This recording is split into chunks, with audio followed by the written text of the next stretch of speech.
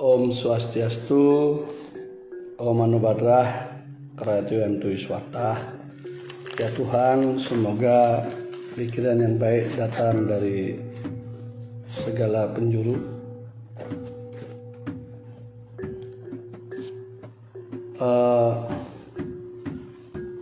Pada kesempatan kali ini saya ingin menyampaikan, tentu sebelum kita berlanjut ke hal yang lebih serius, kita harus tetap merawat kebangsaan kita. Justru karena untuk merawat kebangsaan itulah semuanya kita harus hadirkan melalui jalur hukum. Hari ini dari kemarin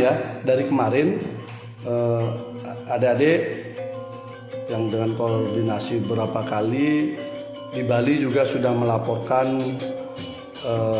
proses itu, baik dari Persada Nusantara, dari Perada, KMHDI dan sebagainya, Ikatan Keramo Bali cukup banyak. Kemudian juga PHDI Bali sudah juga berkoordinasi ke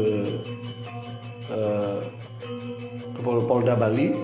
Hari ini adik-adik dari KMHDI dan Forum Alumni KMHDI juga secara resmi sudah mendaftarkan laporannya, jadi ke Bareskrim Mabes Polri. Bahkan kami dengar juga di Lampung juga dilakukan hal yang sama, dan Polda Metro Jaya juga ada dari Gerakan Kearifan Hidup Nusantara. Nah, karena ini sudah masuk di ranah proses hukum, maka tentu cara kita berjuang, kita harus masuk ke dalam etape baru, yaitu etape di mana kita mempercayakan proses itu bisa ditangani secara profesional. Nah, sebenarnya tantangan penodaan agama, tantangan penistaan agama itu dialami oleh semua agama. Jadi hampir semua agama penganutnya pernah menjadi korban. Ini harus disadari juga oleh kita semua, sehingga tidak ada masalah soal agamanya. Tapi yang bermasalah adalah person-person yang seringkali di dalam proses meyakinkan dirinya bahwa beragama pilihan dirinya yang terbaik, lupa diri, lupa mengendalikan diri, sehingga harus menistakan, menodai, merendahkan, dan menghina apa yang menjadi pilihan yang lainnya. Kita berharap sebagai anak bangsa kita jaga betul bahwa ini, kalau urusan penodaan agama, penghinaan, penistaan itu adalah urusan daripada itu saja. Urusannya orang yang melakukan saja. Karena kalau tidak begitu, nanti akan mudah ditunggangi oleh berbagai kepentingan politik yang akhirnya membuat kita menjadi jauh dari tujuan utama, gitu ya. Jauh dari tujuan utama. Yang pasti dari proses munculnya itu kami lihat kejadiannya itu sudah berhasil kami konstruksikan 15 November 2019 ya. Dilaksanakan di sekitar kawasan Jakarta juga, tapi tidak etis saya buka di sini, tapi nanti aparat keamanan pasti akan mengetahuinya. Karena acara itu juga sebenarnya sempat di-share juga di publik kegiatannya. Tapi tampaknya memang kita harus paham dari sekian narasumber yang berbicara, kutipan yang disampaikan Ibu Desa Madi ini justru tidak masuk dalam berita-berita itu.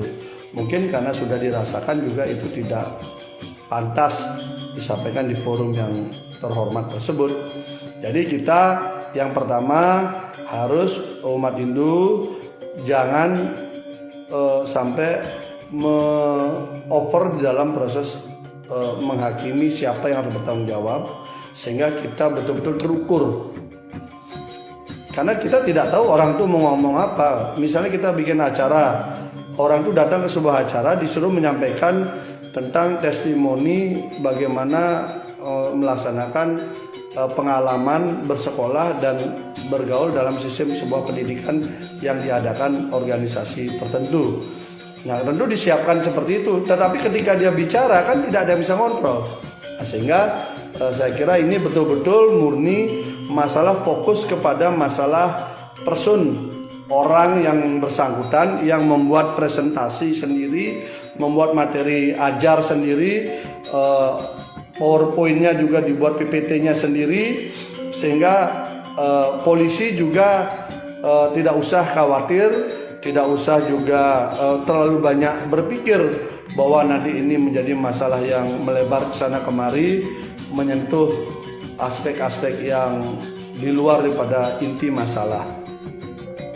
Dan saya kira kalau dilihat dari case-nya dibandingkan kasus penodaan agama yang dilakukan oknum juga orang Indonesia yang saat ini tinggal di Jerman, itu polisi sudah bisa bergerak sangat cepat. Bahkan terakhir kami dengar sudah diposisikan sebagai DPO dan sedang dicari. Karena itu penghinaan yang tidak boleh dibenarkan juga. Kita sebagai umat Hindu harus juga mendukung langkah kepolisian, bersikap tegas seperti itu, sehingga mereka dikejar walaupun ada di luar negeri pun dikejar, karena ada kerjasama Interpol nanti untuk mengambil. Karena dalam posisi itu kan umat muslim menjadi korban. Apa yang dipercayai, apa yang diyakini kemudian direndahkan oleh oknum tersebut. Nah, sekarang polisi sudah mengejar itu. Nah, ini kita harus harus support langkah kepolisian seperti itu. Hal yang sama, tentu kita juga berharap kepolisian memiliki cara pandang, cara langkah, sikap, gerak dengan kecepatan yang sama untuk menangani kasus yang juga kali ini juga korbannya dari umat Hindu yang dinistakan, yang direndahkan, bahkan boleh dikatakan juga dibunuh karakternya oleh seorang dosen yang dulu S2, hari ini sudah saya dengar sudah S3, sehingga beliau harus mempertanggungjawabkan langkah itu. Nah, polisi lebih gampang lagi. Kalau yang di Jerman saja bisa dikejar langkah lebih cepat seperti itu, maka saya kira mereka yang tinggal ya di sekitar dekat-dekat Jakarta ini, hari ini besok lusa pun bisa sebenarnya dipercepat kalau memang ingin linear apple to apple di dalam penegakan hukum, di dalam memandang keadilan, di dalam memandang korban, di dalam memandang bagaimana menjaga NKRI ini jangan sampai selalu diisi virus-virus kebencian, selalu dikembangkan virus-virus yang bisa merusak Kebhinneka Tunggal Ikaan kita, yang selalu juga bisa membuat kita tidak maksimal. Nah, karena itu kita berharap, karena ini sudah ranahnya di kepolisian, baik Polda Bali, Polda Metro maupun Bareskrim Mabes Polri yang sudah menerima laporannya, ini bisa langsung digerakkan, disatukan saja penanganannya, dipercepat karena alat buktinya sudah sangat terbuka, pelakunya juga sudah ketahuan, sehingga bisa diselesaikan. Tetapi kalau misalnya ini tapi saya yakin tidak ya.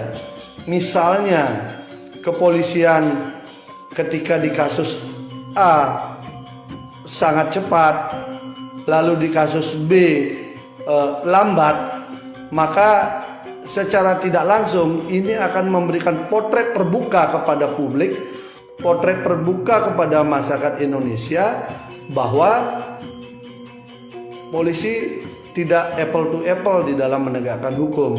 Tentu kita tidak ingin seperti itu.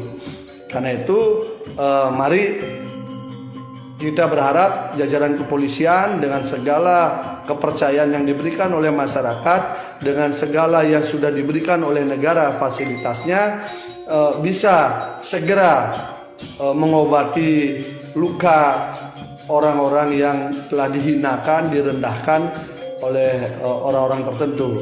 Untuk apa? Bukan untuk berbalas dendam, bukan untuk menghakimi, tetapi ini untuk memposisikan bahwa tempat itu, cara itu, perbuatan itu tidak baik, sehingga menjadi potret untuk semua umat beragama. Karena Islam pun juga diperlakukan begitu, Kristen juga dihina begitu, Hindu juga dihina begitu, Buddha juga dihina begitu. Berarti konteksnya ini seluruh agama itu menjadi korban. Pelaku-pelakunya inilah yang harus kita tegaskan, tegakkan hukum, perlakukan sama pelakunya ini, ditindak secara sama, secara terukur, secara sama, sehingga publik rakyat Indonesia mengetahui dengan tangan polisi, lewat penegakan hukum polisi, semuanya bisa diselesaikan dengan cepat, sehingga besok-besok kalau ada orang yang ingin melakukan seperti itu, tidak ada lagi perlindungan, tidak ada lagi istilahnya karena mentang-mentang dia orang dari A, dari B, dari C tidak tersentuh, tapi kalau orang biasa dia terkena, ini tidak ada lagi. Nanti polisi akan berhasil menciptakan citra equality before the law. Semua orang sama di depan hukum, semua pelaku penodaan agama, semua pelaku penghinaan agama diproses dengan cepat.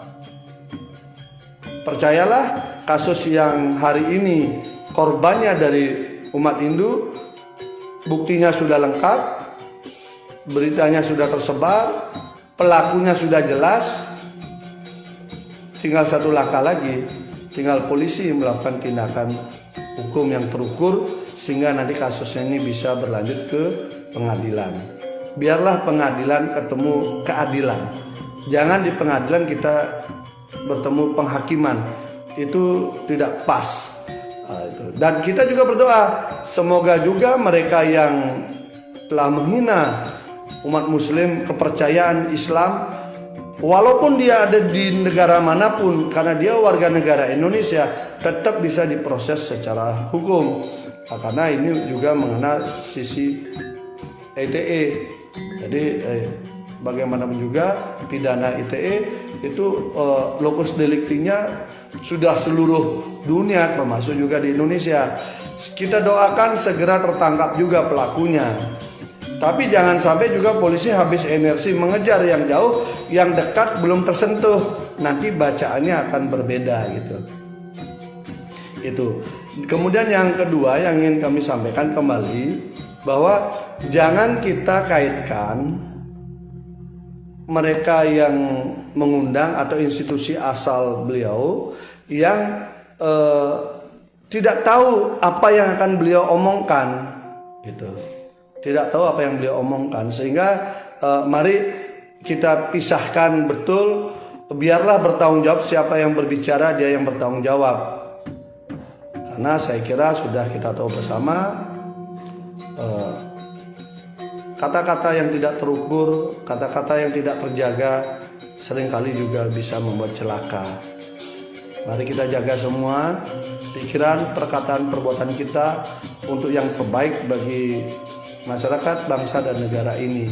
Kurangi hal-hal yang kira-kira bisa menimbulkan, melemahkan kebangsaan kita, siapapun pelakunya. Karena umat Kristiani juga seringkali juga dihina juga oleh mereka yang beragama lain, yang itu proses juga. Umat Islam yang dihina, pelakunya ini kan juga, sehingga kita sesama anak bangsa dengan kekuatan Bhinneka Tunggal Ika sama-sama menjaga siapapun tidak boleh menghina agama yang diakui sah, termasuk aliran kepercayaan yang ada di Indonesia. Karena perbedaan-perbedaan kita inilah yang membuat kita kuat. Perbedaan-perbedaan inilah yang menyatukan kita menjadi sebuah warga bangsa yang dikagumi dunia. Perbedaan-perbedaan ini juga menjadi potensi kekuatan kita di mata dunia. Mari kita rawat bersama.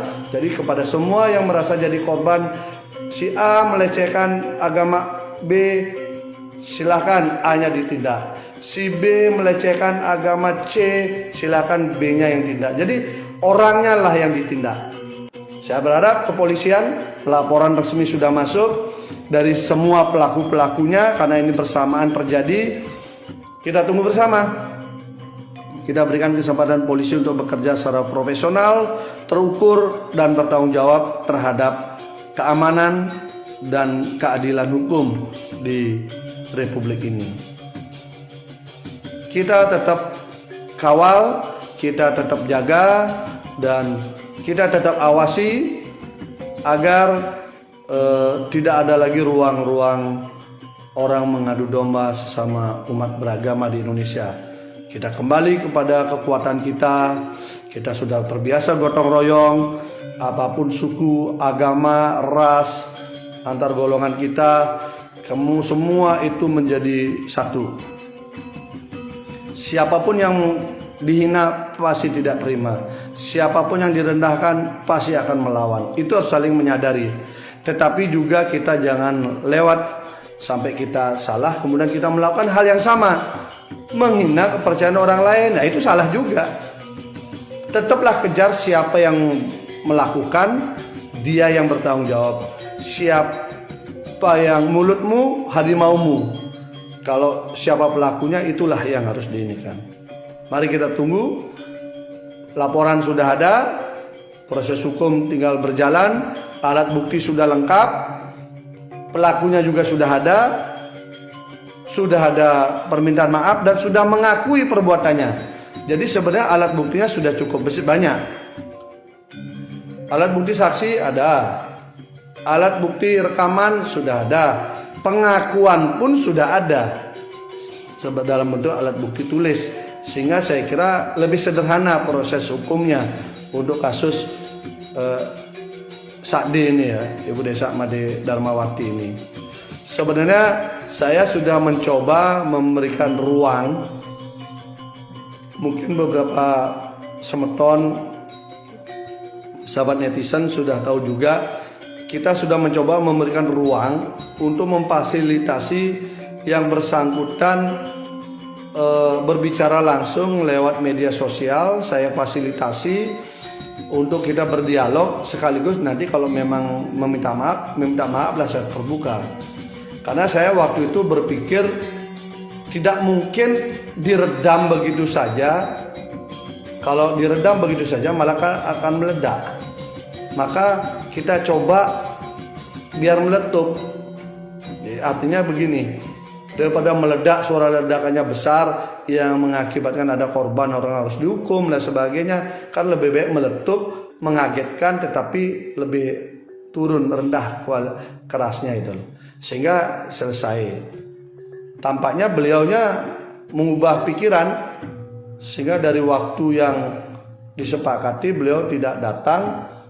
Ya sudah, akhirnya terjadi. Padahal kita waktu itu hari Minggu masih kita upayakan, hari Sabtu kami ketemu di UHAMKA dengan pimpinannya udah semangat sekali, bahkan sampai di hari Minggu itu berusaha merayu untuk bisa hadir, untuk bisa kita coba lakukan cara komunikasi langsung dengan semeton. Silahkan luapkan unek-unek, tetapi nanti bisa masalah selesai sampai di medsos saja selesai, lalu kita tutup.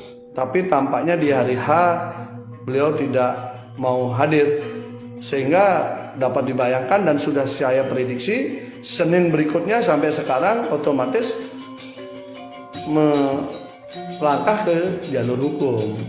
Mungkin beliau ingin proses itu, dan saya berharap juga kita semua harus sepakat bahwa institusi beliau tidak terkait langsung, sehingga kita jangan menjadi salah tempat kita mencaci maki lawan dan sebagainya. Balik itu tidak baik, karena justru sudah dibuatkan tim untuk memprosesnya.